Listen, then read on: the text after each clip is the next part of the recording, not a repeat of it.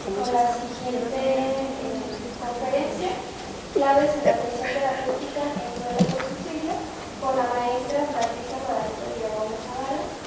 Ella es licenciada en Psicología por la Universidad de Guadalajara, maestra en Terapia Familiar por la misma institución. Es doctora en Ciencias de la Educación por la Universidad de Santander, coordinadora y expositora en talleres españoles para mejorar el duelo, higiene mental, relaciones y comunicación en familia,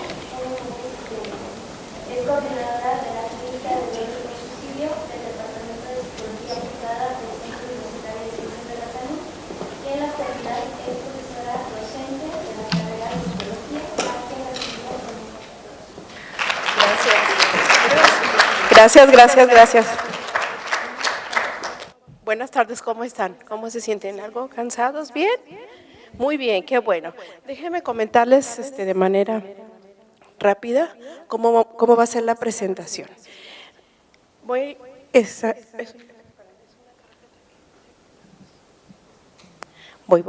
Al inicio vamos a darle como una pasada rápida al duelo, qué es el proceso del duelo y qué es la elaboración del duelo. A partir de ahí nos vamos a ir al duelo por suicidio, ¿sí?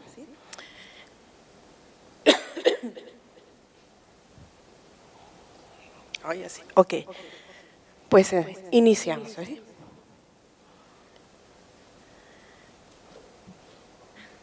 Iniciamos segunda llamada.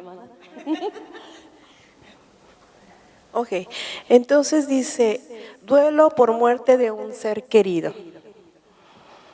Vamos quedándonos con esta idea, ¿sí? Que el duelo es porque hemos perdido a un ser querido. ¿Qué es entonces el duelo? El duelo, desde la definición latina, significa dolus, dolor, aflicción. Por lo tanto, entonces, el duelo como tal es un proceso natural al cual nosotros vamos a tener reacciones tanto emocionales como del comportamiento. Entonces, sería algo no normal que nosotros no tuviéramos algún tipo de reacción. Entonces, vamos viendo duelo, dolor. Ok.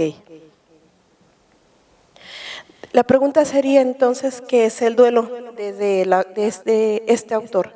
El autor como tal dice, es una respuesta ante cualquier tipo de pérdida. Y esa reacción es muy personal y aparte es única. Pero a la vez él agrega y dice, esta pérdida produce reacciones humanas y que son comunes. ¿Cuáles son las reacciones ante la pérdida? Entonces, las reacciones más cercanas o las que se encierran es en el dolor, la pena y la parte de la aflicción. Pero estas pérdidas tienen que ser con algo muy simbólico. Bowlby, que habla en la teoría del apego, dice que los sujetos, nosotros creamos vínculos desde la parte de que nacemos porque tenemos la necesidad de ser protegidos, de ser cuidados. Entonces, esa parte de ser cuidados y ser protegidos hace que nos creamos el vínculo cercano con la mamá. Pero también esa parte es muy genética, porque él observa a los animalitos y también ellos crean esos vínculos, pero también es por protección, es por seguridad. Entonces, algo innato, algo que vamos a tener que desarrollar. Entonces, cosa importante, entonces en los duelos estamos perdiendo ya sea una persona, ya sea un objeto o ya sea un evento que es significativo porque tengo un vínculo, porque tengo un apego. Dice que vamos a observar en el duelo como una respuesta normal. Pues el autor dice que el duelo es una función normal, que es algo adaptativo y que nos va a permitir seguir desarrollando y seguir creciendo. Pero lo importante de esta parte de él, dice que el doliente tiene que tener elementos para afrontar el duelo. También él nos dice que no todas las personas van a necesitar atención y en estos casos es precisar a la persona qué tipo de atención. La maestra Lupita les decía que teníamos que tener mucho cuidado, usted tenía que tener cuidado con esos pensamientos intrusivos. En la parte después del duelo, el pensamiento intrusivo es precisamente contra mí, contra mi muerte. ¿Cómo voy a vivir mi muerte? Y eso es a veces lo que nos complica los duelos. ¿Cómo voy a morir? ¿Qué me va a pasar a mí? Pero a la vez no puedo dejar que el otro se vaya. Mi fallecido, el muerto, lo tengo en mí también. Y después dice, no se vive el proceso del duelo de la misma forma. Efectivamente, cada quien va a tener sus estrategias para afrontarlos. Por eso es personal y por eso es única. Entonces vamos a entrar a qué sería elaborar el duelo. Dice que es un proceso y es una tarea. Por lo tanto, elaborar el duelo es ponerte en contacto con ese vacío. Y al ponerte en contacto con ese vacío, vas a permitir o darte la oportunidad de experimentar sufrimiento, frustración, dolor, miedo, y tendrás que aprender a vivir sin esa persona que tú querías tanto. Entonces, la pregunta sería, ¿y cuánto dura el duelo? Para la autora Kühler-Ross, es suiza, y ella dice que un duelo normal sería desde el momento en que le das la noticia o recibe la noticia, incluso hasta el año. En cambio, para otros autores, incluso para Gordon, dice que después de un año ya dejas de estar elaborando el duelo, más bien ya estás en un duelo no resuelto, en un duelo prolongado o un duelo atrasado. Entonces, cada autor maneja más, no dice que hay un tiempo específico, pero más sin embargo sí dice que cada persona va a tener su ritmo para elaborar el duelo. ¿De qué va a depender para afrontar el duelo? Ok, la primera parte es el tipo de relación. Precisamente tiene que ver con el apego. En el caso de los niños que decía que había fallecido, la mamá tenía tentativa suicida y la niña ya lo estaba pensando. ¿Qué es lo que pasa en los duelos? A veces es el estar pensando cómo falleció el otro, porque posiblemente yo puedo fallecer así. ¿Qué tan cerca puedo sucederme exactamente lo mismo? Después dice, las circunstancias de la muerte. Sería igual si tuviéramos un duelo por enfermedad, a un duelo por suicidio o a un duelo por accidente. No, ¿verdad? Que no sería igual. Esto es importante, ¿sí? Porque también ese es un detonante para la elaboración del duelo. Porque aunque para los 3 casos, el hecho de que recibir la noticia de un duelo te lleva en un momento de adormecimiento al inicio, pero más sin embargo ese adormecimiento o estado de shock va a cambiar, va a ir cambiando. Entonces sí, ese es un aspecto importante, las circunstancias de la muerte. Esta parte de las circunstancias de la muerte, póngale como un asterisco, como un foco rojo, porque más adelante, cuando veamos la parte de las tareas, cuando veamos las etapas del duelo, es importante esta parte de afrontamiento. La personalidad. En esta parte es ver el pensamiento, si nuestro pensamiento es racional y lógico, cuando hablamos de la muerte como algo que decía la maestra, la doctora Lupita, que entendemos los 4 factores. Pero cuando, a pesar de que los entendemos, nosotros creamos otra idea que no es racional. Entonces volvemos a caer a la parte de las circunstancias, de decir, si él se suicidó, yo también me voy a suicidar. Si él se ahorcó, yo también me voy a ahorcar. Entonces empieza el pensamiento irracional, ¿sí? Después sigue salud. En esta parte de la salud tenemos que revisar que nuestros deudos, como si no hay ningún trastorno de ánimo, si tenemos problemas con sueño, trastornos de alimentación, si hay estados de depresión mayor sobre todo. Perdón. Entonces, esta parte es también ponerle como un ojo rojo, porque después el paciente en duelo llega y no te dice que está tomando fármacos. Entonces es importante también ver todo, como decía la doctora Olvida, tenemos que revisar todo su contexto, desde el contexto individual, luego el contexto familiar, y después ver todos sus demás contextos, trabajo, escuela, amigos, ¿sí? Para ir más o menos ubicando la personalidad. Después están las estrategias. Estas son con las que voy a contar para elaborar el duelo.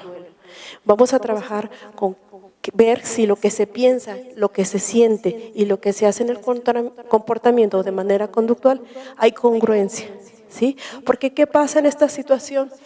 Que yo puedo pensar en que estoy triste, pero más sin embargo mi emoción no es precisamente que sea la tristeza. Había una paciente que decía, yo estoy enojada, pienso que estoy enojada. Y cuando le digo, ¿y cómo sientes el enojo? Me decía, pues es que yo siento el enojo, pero como no sé, como algo que no sé, no lo definía. Y después cuando le digo, ¿y qué haces cuando estás demasiado enojada? Me supongo que haces, te activas o qué buscas, duermo. Entonces vamos buscando que las tres esferas, por así decirlo, vayan en una misma pensamiento lógico. La acción también tiene que ir pensamiento, emoción, acción, que vayan en esa misma equilibrio, por así decirlo. Las reacciones. ¿Cuáles van a ser las reacciones ante el proceso del duelo? Sentimientos, sensaciones físicas, alteraciones perceptivas, conexiones y comportamientos. Esta parte de las reacciones del duelo se van a presentar en un duelo normal, un duelo complicado, un duelo atrasado, un duelo, en todo lo que se llame duelo, ¿sí? Ok. Vamos a ver más o menos qué es cada uno. En cuanto a sentimientos, vamos a ver que tenemos ansiedad, culpa y un estado de shock. En sensaciones físicas tenemos, sobre todo estas sensaciones físicas aparecen cuando le dicen la noticia, cuando dicen se suicidó. Entonces hay un estado de shock y hay un estado de despersonalización. Porque es un estado de estrés postraumático el que a ti te digan se suicidó. Imagínense para la persona que lo encuentra o que lo encuentra o quienes los encuentran. Es un estado de adormecimiento, un estado de que esto no me está pasando a mí, esto no es cierto, esto no es posible.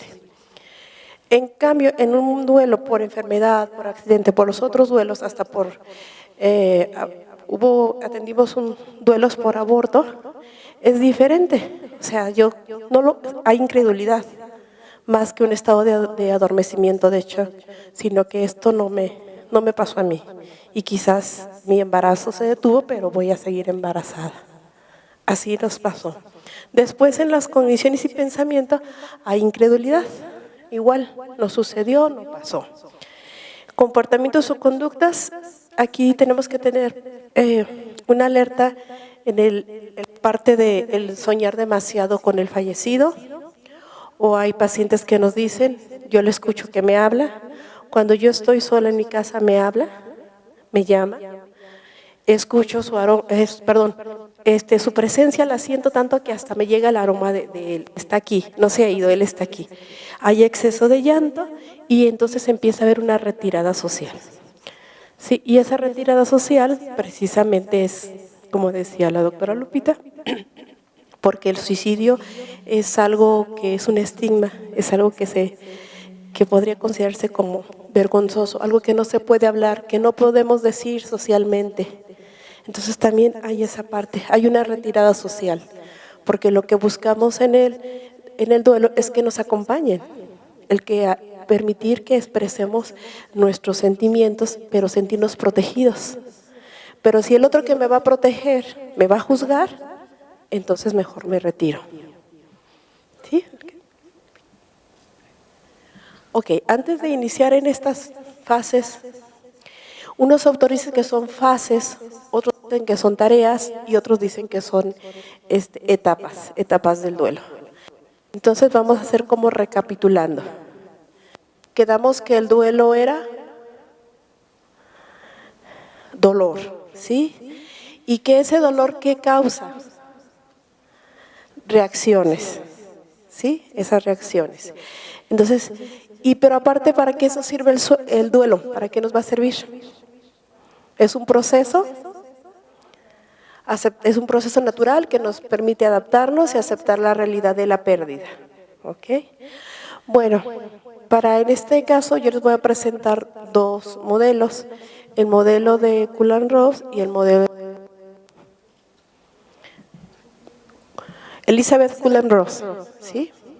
Entonces ella nos habla de 5 etapas.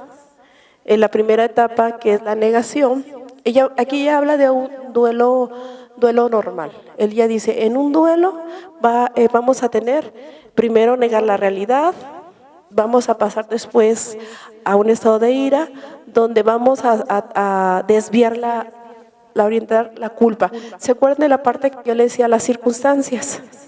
Entonces esta parte ella le pone mucho énfasis porque dice, si el paciente tiene que dirigir su ira, su enojo al fallecido y no proyectarla. No se introyecta, entonces se va a convertir en culpa. Pero entonces en este caso, cuando queramos pasar a la parte de la negociación, si no manejamos la culpa, si no hacemos una resolución de la culpa, no nos permitiríamos llegar a ver esta parte de que surja la esperanza, de que empezamos a que el paciente empiece a retomar sus actividades. Entonces, aquí trabajamos en esta parte del equipo, establecer cuáles eran las partes positivas del que se suicida y cuáles son las partes positivas de nosotros, de los sobrevivientes. Los sobrevivientes de un suicidio le llamamos posvención. Entonces tenemos al fallecido y a la familia que vive la posvención. Entonces, cuando establecemos qué era lo que le corresponde a él, porque es algo muy difícil para ellos decirles que él tenía la culpa de lo que hizo. Es mi culpa porque yo lo cuidé. Es mi culpa porque yo no estuve ahí. Entonces yo les cuestiono, a una paciente decía, es que si no lo hubiera dejado para ir al baño, o sea, y le pregunto y le digo, bueno, ¿tú estarías 24 horas cuidándolo? ¿Tú estarías día y noche para no darle su responsabilidad de lo que él hizo? Es un acto, pero ese acto lo hizo él y él es responsable de ese acto. Entonces,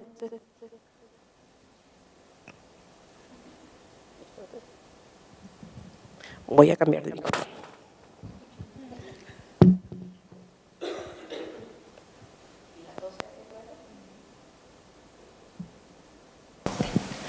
¿Sí? ¿Se escucha mejor? Ok. Entonces, lo que les decía es que dice, no puedo culparlo de algo que él hizo.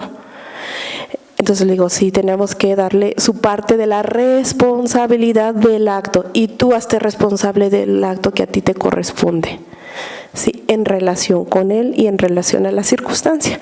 Entonces, después de que trabajamos esto, nos vamos a la negociación. Cuando el paciente con posvención empieza a desarrollar estrategias para empezar hacer sus rutinas diarias, volverse a reactivar, por así decirlo. Después, depresión es precisamente experimentar el sentimiento de vacío, dolor y agotamiento. Aquí les da miedo y dicen, es que si toco esa tristeza, sé que me voy a desbordar, no voy a parar de llorar hasta que se me acaben las lágrimas. Entonces hay que ayudarlos a que lo experimenten, hay que experimentar esa parte. Al final está la aceptación. Entonces es aceptar la pérdida físicamente. Es reflexionar sobre el sentido de nuestra vida. ¿Qué vamos a hacer ahora? Ya no existe, ya no está, pero ¿qué vamos a hacer? Si lo ven así, pareciera como una receta, el ABC. Primero trabajamos la realidad, aceptación, después vamos a trabajar el enojo, vamos a ir haciendo pactos de negociación para reactivar su rutina. Después vamos a permitirle que experimente el llanto y que aprenda él qué va a hacer con ese llanto, cómo lo va a manejar, y entonces ya va a aceptar la posvención. Pues no. Resulta que esto, yo les digo a mis pacientes, es como subirse a una rueda de la fortuna. Digo, y a veces vas a estar abajo y muy abajo. Vas a ir subiendo, puedes estar arriba, pero después viene otra bajada. Y en esa otra bajada te vas a sentir peor, a lo mejor, peor que cuando estabas aquí abajo, y vas a regresar. Pero cuantas veces estemos en ir y subir, tú vas a desarrollar estrategias para seguir en esa misma rueda como si el duelo fuera esa rueda de la fortuna, porque no lo vas a olvidar, va a estar ahí contigo. Entonces mejor aprende a dar cada vuelta que vas haciendo, y que cada vuelta sea menos dolorosa y que la sepas manejar. Entonces les digo, puedes estar un día, vamos a manejar un día todo tu coraje, y a lo mejor la siguiente sesión vamos a manejar otra vez que no se acepta la realidad. Porque también ellos les explicamos más o menos las etapas, no así, pero más o menos les explicamos, y ellos dicen, o sea, hago A, B, C, D, y ya, adiós, va, y la terapia y gracias. Entonces no es así. Es como si fuera un y venir, subir y bajar, hasta que tú aprendas que ese subir y bajar tú lo puedes controlar. Tú puedes decidir dónde estar, en qué momento y qué quedarte. El siguiente modelo es de tareas. Esta tarea de Worden es más breve, pero no tan intenso como el que presenta Elizabeth. En la primera dice, es aceptar la realidad de la pérdida. Pues pareciera como algo muy rápido, ¿no? Así como que acepta que ya lo perdiste. Pero también hay un estado de enojo, un estado de shock, otra vez de aturdimiento. Dice, dar expresión a los sentimientos. Entonces aquí él hace mucho énfasis en permitirle a los de posvención que experimenten todas las reacciones. ¿Se acuerdan de las reacciones? Las reacciones del duelo, sentimientos, ¿sí? Entonces él le pone énfasis aquí. Dice, permitirle, y que mejor dicho, que el doliente se permita experimentar, que se permita expresar todas esas reacciones. Después dice, adaptarse al medio ambiente en el que el difunto no está. Pareciera igual al que establece Elizabeth, donde dice que tiene que volver a sus hábitos, de que tiene que retomar su vida. Más o menos sería otra vez igual, es volver, él dice, hay que colocar al deudo en otro espacio emocional y vamos reactivando nuestras actividades, o sea, que el paciente vuelva a sus hábitos, a su vida cotidiana, colocando emocionalmente al deudo en otra posición. Y después dice que entonces, si se hace ese trabajo, entonces el que está viviendo la posvención va a empezar a tener otros tipos de relaciones, va a buscar otros vínculos, porque va a ser una reconstrucción de la muerte, del deudo, de la percepción que tiene del duelo él mismo, y entonces va a decir, si puedo salir, si puedo tener otro tipo de relaciones. Ok, entonces aquí más o menos, ¿qué es lo que estamos haciendo en la parte de la terapia? Aquí vamos a hablar precisamente del duelo por suicidio. Entonces, ¿qué es lo que vemos al inicio de nuestros pacientes por posvención? Que las reacciones están demasiado prolongadas, que están demasiado exacerbadas. El paciente llega y te dice que está viviendo el día como si fuera el mismo día que le acaban de dar la noticia. Se siente exactamente igual, sigue aturdido, sigue desordenado, no tiene desesperanzas y sobre todo que se siente triste, está deprimido. Entonces empezamos a revisar si hay intentos o si hubo otros suicidios posteriores, y si los hay. Tenemos un paciente donde falleció el padre, el abuelo, el padre, y él está, el hermano. Él está trabajando los 3 duelos. Entonces tenemos que hacer esa revisión. Después, en otra familia tenemos a el esposo, se suicida, pero también se había suicidado un primo. Entonces a veces no puede ser en la relación cercana, pero de la familia nuclear, pero sí puede ser de la familia extensa. Entonces suicida el esposo, pero 6 meses anteriores se había suicidado el primo. Entonces es importante ver esa parte. Obviamente que también revisamos la parte socioeconómica, la parte cultural, la parte religiosa, todo su contexto, ¿sí? Después, entonces, ¿qué es lo que decidimos? Nos damos cuenta que trae una total desorganización y de entrada no hay aceptación de la pérdida. No hay, porque a este nivel todavía están negando que eso no sucedió. No sucedió, no pasó. Sí me lo contaron, pero no es cierto. Aun cuando hayan ido a las marchas fúnebres, ellos dicen que no ha sucedido, que no ha pasado. Por lo tanto, entonces utilizamos, dependiendo del terapeuta, decide cuál de esos dos va a utilizar, esos 2 procesos. El de las 5 etapas o bien sobre tareas, y depende del estilo de los terapeutas. Por eso es importante entonces saber que el suicidio como tal no nomás afecta, sí dijimos, a los familiares cercanos, pero también afecta a los otros de la familia, y también se ha presentado en los otros de la familia. Tenemos que buscar entonces y revisar en la historia familiar si hubo en esos eventos, o mejor dicho, en esa familia nuclear y tanto extensa, si tenemos pacientes o hubo un paciente con trastorno bipolar, esquizofrenia o depresión mayor. El suicidio es multifactorial, la doctora Lupita ya les comentó. Entonces es cultura, es la parte de socioeconómica, es la parte de la personalidad, es la parte psicobiológica también, biopsicos, ahora sí que sí es en todos los aspectos.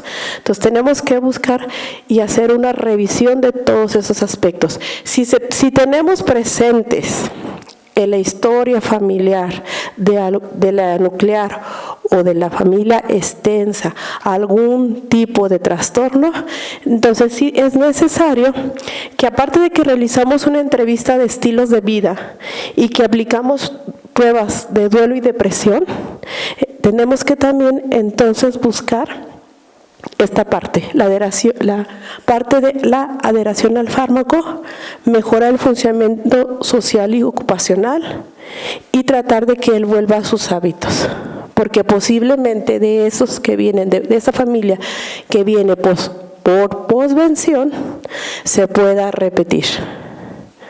¿Sí?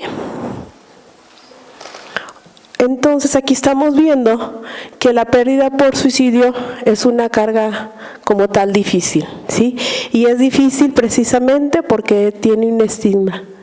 Eso que no se dice, eso que no se cuenta, eso que se queda oculto, después en las familias se vuelven secretos, historias que no se pueden contar.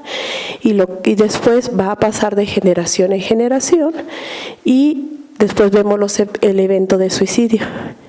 Aparte que pues con el estigma social, ahí tenemos la pérdida de apoyo social. Porque unos podrían decir, pues fue muy valiente, pero para otros no es valiente. Y para la propia familia puede ser algo vergonzoso. Una familia decía, es que no sé qué me duele más, si él se suicidó o que no le haya podido celebrar su misa de cuerpo presente. No le pude celebrar su misa de cuerpo presente porque el padre no lo permitió porque él se suicidó. Entonces el cuerpo se queda afuera y nosotros adentro. Dice, no sé qué es más doloroso, el que él se haya quedado afuera o el que se haya suicidado. Eso es parte también del estigma. Y hay pacientes que refieren que sus amistades se retiran, incluso en la misma familia, cada quien se retira. Es algo que no se puede hablar, es algo que no se puede decir. Y más sin embargo, como no se puede decir, no lo puedes expresar en tus reacciones. Entonces, ni puedes sentir vacío, ni puedes llorar, ni puedes hacer algo. Te tienes que quedar en tu espacio. Y esa es parte también que nos hace un duelo complicado. ¿Qué es lo que estamos haciendo nosotros en la parte del proceso? Como técnicas. Hacer real la pérdida. Como ya les comenté, para el caso de duelo por suicidio no se habla, no se dice, porque eres desleal a tu familia. Entonces lo que hacemos es propiciar un lenguaje que sea más evocador y que realmente los lleve a hablar de la pérdida. Entonces les preguntamos, ¿dónde fue? Porque ¿cuándo fue? ¿Quién te lo dijo? ¿Cómo te lo dijo? Para que vayan ellos hablando de esta pérdida, de esta realidad. Entonces, esa es la primera parte que hacemos, es que se escuchen mutuamente todos cómo lo vivieron, qué pensaron, qué sintieron. Después nos vamos a que experimenten los sentimientos, ¿se acuerdan de las reacciones? Entonces ellos dicen, no, es que no me voy a permitir enojar, no me voy a permitir llorar, no me lo voy a permitir porque así. Porque no es válido, porque no es una muerte, porque él no tiene derecho a lo que hizo. Entonces aquí nosotros les decimos, pero es que tenemos que hablarlo, pero tenemos también que sentirlo. Tenemos que experimentar el enojo, la ira, la culpa, para ir elaborando las estrategias para volver a un hábito, para volver a nuestra vida cotidiana. Pero sin estar pensando, tener pensamientos de por qué se suicidó y yo solo, por qué lo hizo yo solo, por qué no me lo dijo o por qué y el por qué. Y buscan mucho una respuesta, es que por qué lo hizo si tenía todo. Tenía familia, tenía escuela, tenía amigos, ¿por qué lo hizo? ¿O para qué lo hizo? Entonces mejor empezamos a hablar de esa parte, experimenta tus sentimientos más que buscar la respuesta.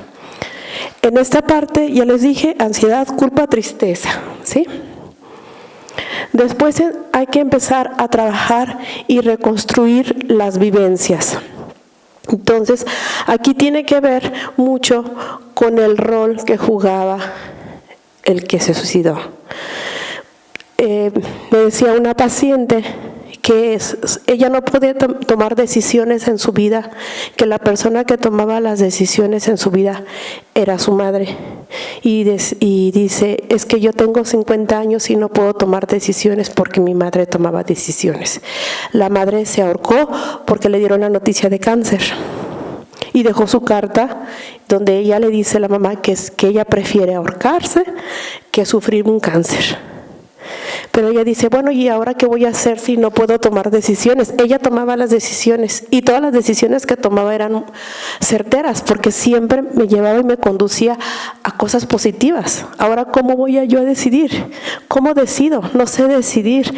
Y otra cosa que yo le decía, entonces, ¿cómo vas a ir a trabajar tus tareas? ¿Cómo sigues ahora tu vida?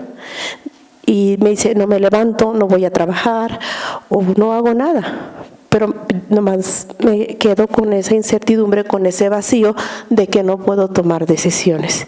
Y ahorita tengo que tomar la decisión de vender o no vender la casa, porque ella es la albacea, es la hija mayor, y no sabe qué va a hacer con los hermanos. Dice, es que no sé qué voy a hacer si vender o no vender la casa, porque tengo que repartirlo entre los tres. Yo le decía, tenemos que afrontar entonces el enojo. Es la parte cuando yo les digo, dirigirla hacia la parte de responsabilidad que le corresponde al que se fue. Entonces yo le decía, tú no estás enojada con tu mamá porque no te enseñó a tomar decisiones. No, ¿cómo? Si ella era perfecta, ¿cómo lo voy a ayudar? Y yo le empiezo a evocar y le digo, a ver, acuérdate de momentos muy agradables, pero quizás también hubo momentos no agradables. Y tú acuérdate de los momentos agradables que compartiste con ella, que son tuyos. Y siempre habla de la parte buena de la mamá, y ella es la mala. Ella es la hija mala, y por lo tanto tenemos 5 meses ahí en esa parte, trabajando esa parte de la ira, la culpa. Porque ella es la culpable de que su mamá haya hecho eso. Porque si ella le hubiera dicho que le iba a cuidar y ella le iba a dar los medicamentos, entonces no hubiera sucedido. ¿Sí? Al final es otra vez lo que les digo, la recolocación emocional del fallecido. Aquí es una parte también donde dicen los pacientes, tengo miedo a olvidarlo, no quiero olvidarlo. Y les digo, es que no vas a olvidarlo, lo vas a recordar, pero hay que recordarlo con otra emoción, con otro pensamiento y en otra situación. Es lo que vamos a hacer al final. Entonces, recolocarlo emocionalmente para que esto me permita crear otros vínculos. Tiempo. En esta parte hay que ver que a los pacientes les decimos, a las familias, quizás el primer aniversario, quizás la primera Navidad, el primer cumpleaños, las primeras vacaciones, van a ser dolorosas, quizás vuelvas a sentir que iniciaste tu duelo, pero simple y sencillamente es parte de este gran proceso para que tú aprendas a manejar tus emociones, tus sentimientos. No, si te quedas estacionado como al inicio, entonces estamos hablando de que se complicó el duelo. Cuando estas etapas del tiempo ya las pueden desarrollar porque ya tienen estrategias. Después estamos hablando de lo que es la conducta normal. ¿Cuál sería la conducta normal? Que puedo sentirme y pensar y actuar sintiéndome triste, pero me voy a mover, no me voy a quedar estático. Pero si yo me quedo estático en las reacciones, entonces estamos hablando que sí es un duelo complicado. Y los estilos de afrontamiento sería checar cómo estamos funcionando, ¿sí? Qué tan funcionales somos y que estamos viendo cómo nos estamos alimentando. Me decía una paciente, a partir de que mi esposo se suicidó, yo tengo un exceso de comer dulces. Entonces también tenemos que trabajar esa parte de las adicciones. En el de ella fue la parte del dulce. Tengo un vacío y siento el vacío, tengo ansiedad, esa ansiedad me hace sentirme desesperada, busco entonces dulces, compro demasiado dulces, tengo demasiados dulces por toda mi casa. Donde yo esté puedo encontrar un dulce y he subido de peso. Entonces tenemos que trabajar esa parte también. Y al final, pues como ya se los dije, que es importante buscar si existe una patología dentro de la familia nuclear o de la familia extensa. ¿Qué es lo que vamos a utilizar? Ya les dije, el lenguaje evocador. Cuando ellos hablan de se murió, al inicio vamos a tratar de suavizar un poco y decirles que han perdido. Sí, perdiste a tu esposo, perdiste a tu hijo, perdiste. Para que ellos vayan aceptando esa parte de la realidad. Después utilizamos objetos simbólicos en terapia porque les pedimos que traigan fotografías, los colocamos en un espacio y les decimos que ese espacio ya no está él, pero no va a ser cubierto por nadie de la familia, que él cubría una función en esa posición en la que él estaba. Pero que todos los demás están en su posición y que a partir de esa posición cada quien va a seguir desarrollando su vida cotidiana, para que entonces el sistema vuelva a tener equilibrio, homeostasis, ¿sí? Y utilizamos también cartas porque hay quienes de la familia no quieren hablar, no quieren emitir ninguna reacción, totalmente como estar sin emociones, aplanados. Entonces les pedimos que escriban una carta, que empiecen a escribir y a despedirse. Al final, siempre de las sesiones, hacemos que escriban una despedida, breve, un párrafo, pero que se vayan despidiendo, que ya se vayan despidiendo. El dibujo también lo utilizamos en el duelo porque pasamos lo mismo. No quiero hablar, no puedo hablar, demasiado estrés, demasiado miedo. Entonces, ¿qué hacemos? Les digo que vayan haciendo, les doy hojas, que vayan haciendo el dibujo. Conforme ellos van haciendo el dibujo, yo trato de intervenir y les voy diciendo, a ver, esta parte que tú estás dibujando, ¿dónde estás? No, pues estoy en mi recámara. Ok, estás tú sola en tu recámara.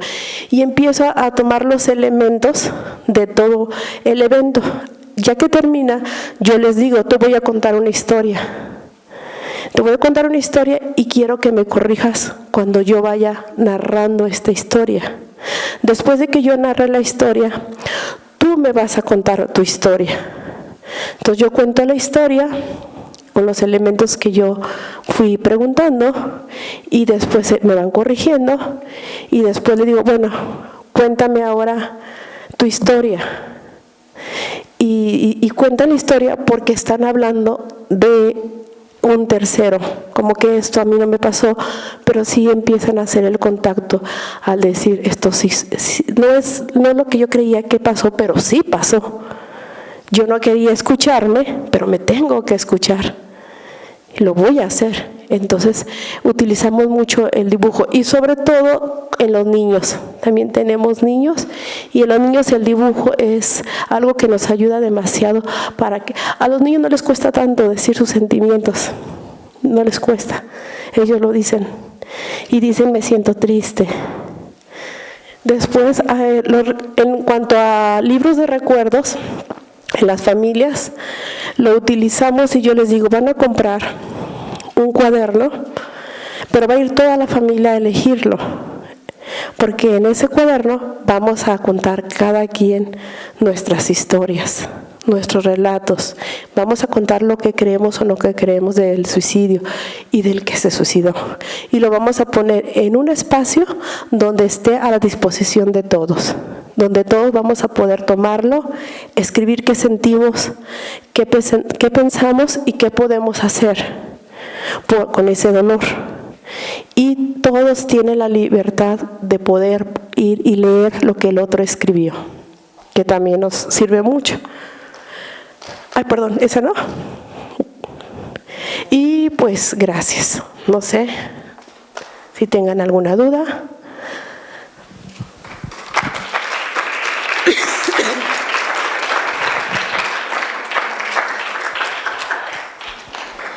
¿Quieren hacer un pequeño ejercicio rápido de duelo?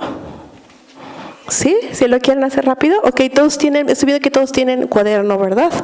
Van a arrancar por favor una hoja suelta, la van a dividir en 4 partes, dóblenla en 4 partes.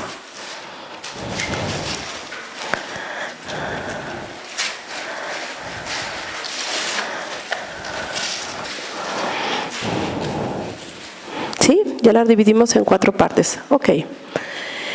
Van a pensar en 3 personas que sean muy significativas para ustedes. 3 personas que son muy significativas para ustedes.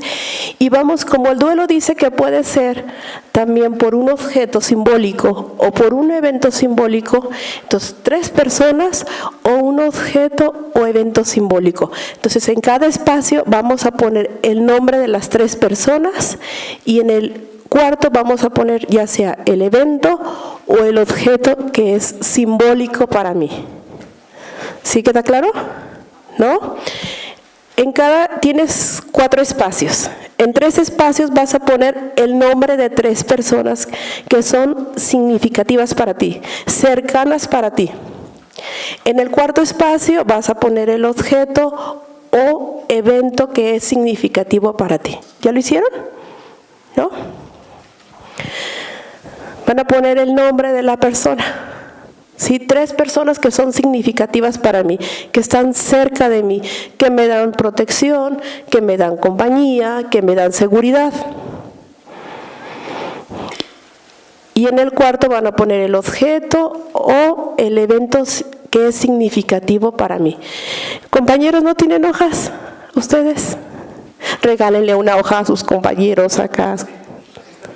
Bueno, no quiere. Dice, yo no quiero vivir el duelo. Negación, resistencia. Ya lo está viviendo. Sí, ustedes me dicen, ¿ya lo hicieron? ¿No? Estas 3 personas son las que están más cercanas a mí. Son de las cuales me dan protección, me dan seguridad, me dan bienestar, me dan compañía. Por eso es con las que yo he creado un vínculo cercano, un apego muy cercano. ¿Listo? ¿Sí? Ok. A ver, corten sus 4 partes, por favor.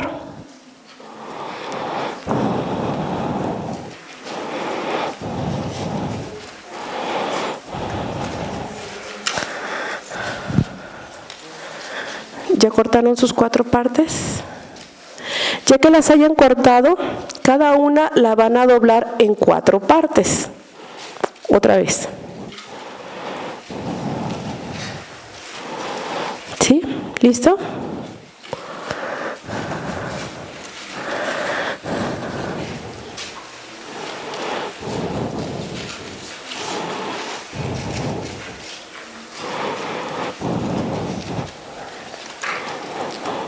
¿Cómo vamos? ¿Ya las doblaron? Ya tenemos entonces nuestras 4 partes, ya bien dobladas en 4. Ok. Vamos a buscar una pareja. Bueno, ya son tríos. Vamos a darle, nosotros vamos a intercambiar nuestras 4, supongamos, cartas, por así decirlo. Vamos a pasarle nuestras 4 cartas a nuestro compañero de al lado. Allá, mira, atrás de ti está. ¿Sí? Compartan. ¿Sí? ¿Ya las compartieron? ¿Sí? ¿Ya los chicos de... ¿Ya compartieron entre ustedes 3? Ok.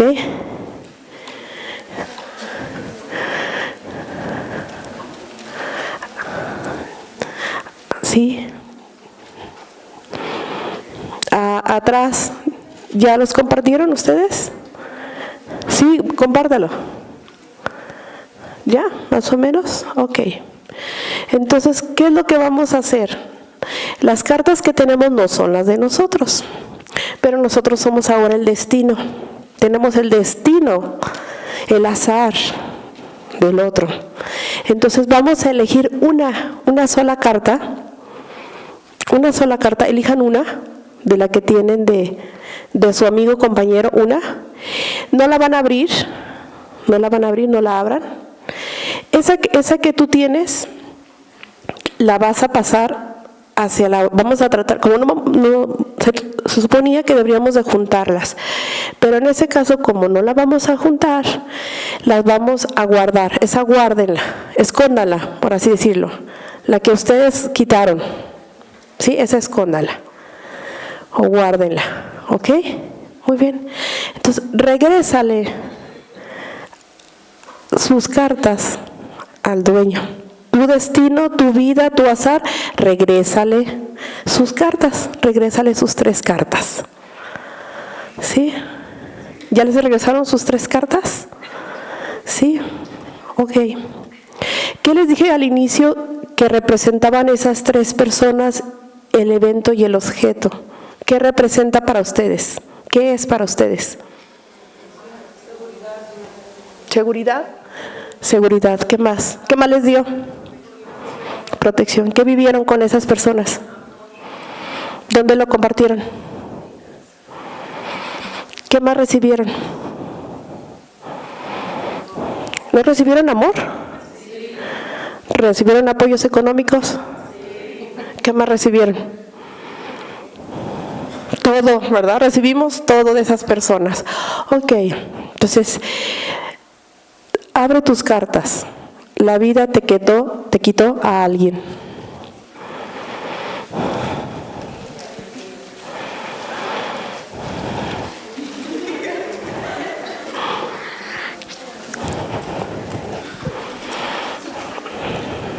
Ay, ¿verdad?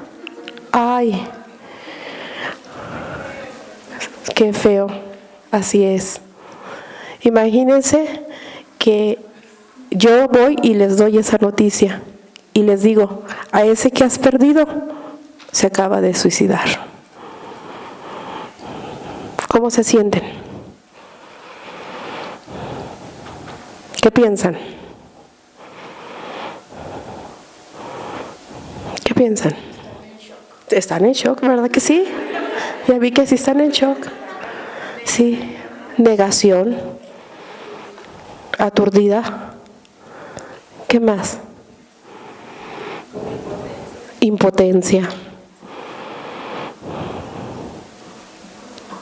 ¿No les da miedo de esa soledad? Sí. Eso es lo que sucede. Eso es lo que se experimenta. Eso es lo que pasa por la posvención. Y las familias que llegan, así llegan. Aturdidas, con miedo, con enojo. Como decir, esto no me está pasando. ¿Cómo perdí a mi madre? ¿Cómo perdí a mi padre? A mi hijo, a mi esposo, a mi pareja, a mi amigo. Así llegan. Entonces es un aspecto para reflexionar, ¿no? Es un aspecto que debemos reflexionar un poco. Quitarle el estigma al suicidio, a tratar de ser una red de apoyo, a tratar de que el otro venga y lo platique, lo cuente, lo diga. Y esa es la parte que nos corresponde a nosotros los psicólogos. Ser esa parte primero del colchón, donde no vas a ser juzgado, donde te vamos a escuchar. Pues regrésenle a su vida. Gracias.